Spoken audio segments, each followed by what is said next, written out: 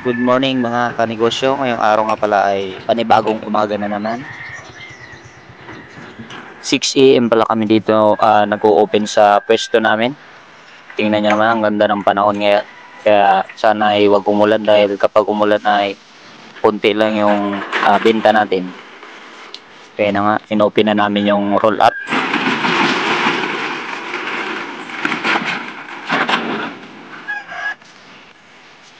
Ngayong araw nga pala ay naisipan kong iayos yung mga file ng mga bigas ko dahil may dumating ako mga feeds. Kailangan ayusin to dahil masyado na masikip sa stocka natin guys para mabilis rin natin malabas yung mga stock kapag may nag-order na customer.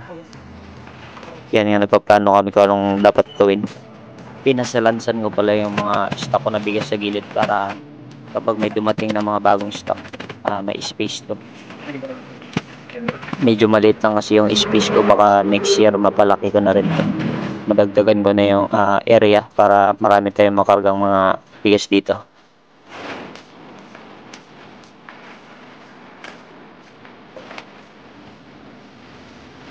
Pinataasan ko na rin pala yung file para hindi matakaw sa space yung mga stocks. May parating rin kasi ako ng mga imported hasmin, kaya dapat talagang ayusin rin talaga yung mga file. Isa sa mga tip kapag magbibigasan ka, dapat yung mga stock mo, alam mo yung araw kung kailan ito dineliver, kasi minsan naiipit yung stock, maaaring masira yung bigas. Pumapangit kasi yung lasa ng bigas kapag na-stock siya ng matagal. Kaya dapat alam mo yung date kung kailan dumating yung mga bigas na order mo. Ito nga pala yung mga pitch na dumating ngayon. Ibababa na natin to.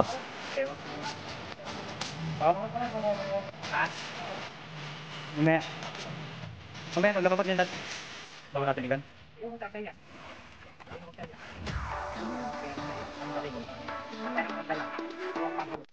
Ha? Mabandit ka siguro yan. Antay mo, friend.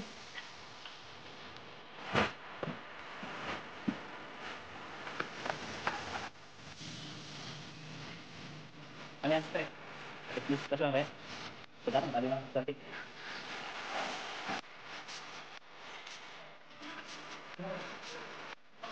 Sa tali ko rin sa kanal. Ngayong araw ay bumili rin pala ako ng mga pantinda ko, mga langis. Dati hindi ako nagtitinda niyan, pero nung may mga naghahanap na ng mga customer, ayun, tinry ko muna paunti-unti. Ang pinapatubo ko pala sa kada isang langis ay 20 to 30 pesos. Depende yun sa inyo guys kung paano siya itinda. Kayo nang bahala magpatubo dito.